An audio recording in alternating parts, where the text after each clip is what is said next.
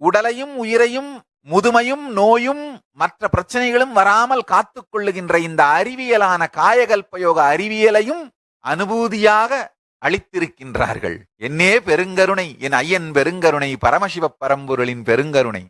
ஹிந்துக்கள் என்னுடைய பொட்டன்ஷியாலிட்டியை கண்டுபிடிக்கிறதுக்கு முன்னாடியே ஹிந்து விரோதிகள் கண்டுபிடித்து விட்டார்கள். நான் உயிரோடு இருக்க அனுமதிக்கப்பட்டால் ஹிந்து மதத்திற்கு எவ்வளவு பெரிய மறுமலர்ச்சியை ஏற்படுத்தி விடுவேன் என்பதை இந்துக்கள் கண்டுபிடிப்பதற்கு முன்பாக இந்து விரோதிகள் கண்டுபிடித்து விட்டார்கள். அதுதான் மொத்த பிரச்சனையுமே.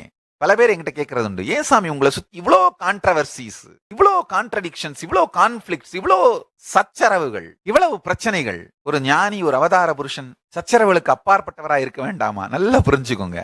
இந்துக்கள் என்னுடைய முக்கியத்துவத்தை, தேவையை, நான் இந்து மதத்திற்கு செய்ய போகின்ற மிகப்பெரிய மறுமலர்ச்சி பங்களிப்பை, என்னுடைய இம்பார்ட்டன்ஸ, என்னுடைய பொட்டன்ஷியாலிட்டி, சாத்தியக்கூறை இந்துக்கள் புரிந்து கொள்வதற்கு முன்பாகவே இந்து விரோதிகள் புரிந்து கொண்டார்கள். அதனால என்னை இல்லாமல் செய்வதற்கு என்னவெல்லாம் முடியுமோ அதெல்லாம் செய்தார்கள்.